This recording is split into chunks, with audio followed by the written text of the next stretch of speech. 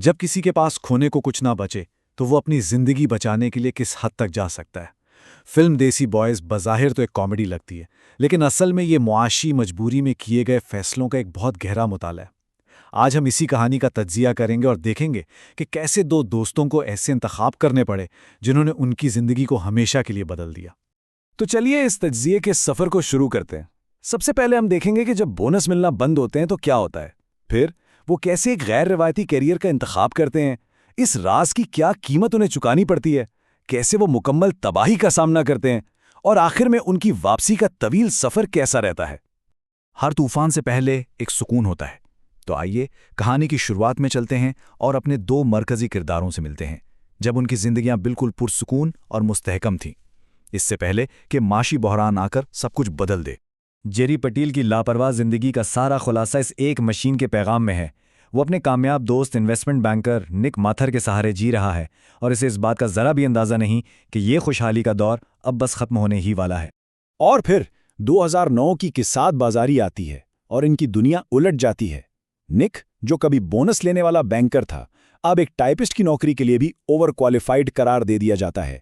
शाहाना तर्ज़े जिंदगी की जगह अब सबवे के किराए की फिक्र ने ले ली है, और इनका महफूज मुस्तकबिल वो तो अब बिलों और नौकरी से इनकार के ढेर तले दब चुका है।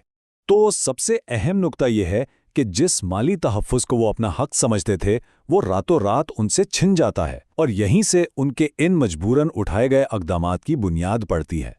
तो जब जिंदगी के सभी जाने पहचाने रास्ते बंद हो जाएं, तो क्या होता है? यही वो मकाम है जहां कहानी एक ऐसा गैर मुतवक्के मोड़ लेती है कि हमारे किरदार एक ऐसी दुनिया में कदम रख देते हैं जिसका उन्होंने कभी तसव्वुर भी नहीं किया था। और अब बहरान तेजी से गहरा होता जाता है। निक की सारी बचत खत्म हो रही है, जेरी अपने भांजे की स्कूल फीस नहीं दे पा रहा, और सोशल सर्विसेज उसे साथ ले जाने की धमकी दे रही हैं। उनके पास सिर्फ 2 हफ्ते हैं। अब यह सिर्फ पैसों का मामला नहीं रहा, अब यह एक खानदान को बचाने की जंग बन चुका है।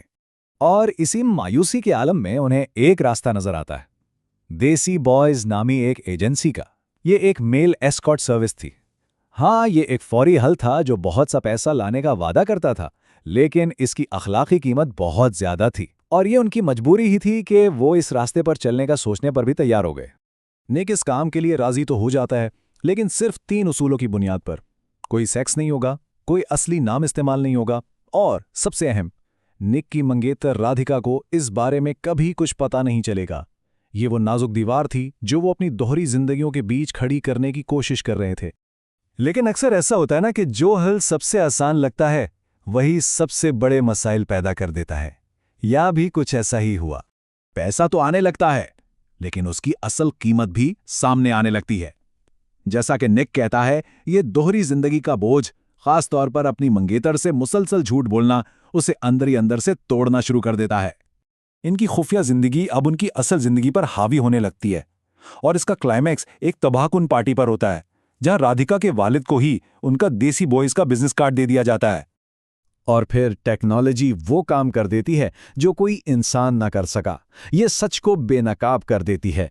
जब राधिका की दोस्त को देसी बॉयज की वेबसाइट मिलती है तो उनका बनाया हुआ झूठ का महल ताश के पत्तों की तरह बिखर जाता है, और उसके नतायज फौरी और तबाहकुन होते हैं। ये कहानी का वो अहम मोड़ है जहां उनके किए गए कामों के नतायज से बचना नामुमकिन हो जाता है, और उन्हें आखिरकार सच्चाई का सामना करना ही पड़ता है। और इस सच्चाई की कीमत बहुत भारी होती है।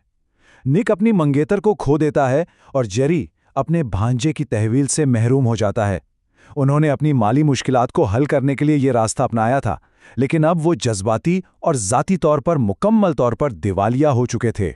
अब कहानी का क्लाइमैक्स अदालत में पहुंचता है, जहां जेरी अपने भांजे की तहवील की जंग लड़ रहा होता है। सोशल सर्विसेज के इल्जाम के बाद उनकी साबिका क्लाइंट्स उनके दिफा में गवाही देती हैं, लेकिन अहम मोड़ तब आता है जब निक खुद गवाही देने आता है, और आखिरकार जज उनकी नीयत को समझते हुए जेरी के हक में फैसला सुनाता है।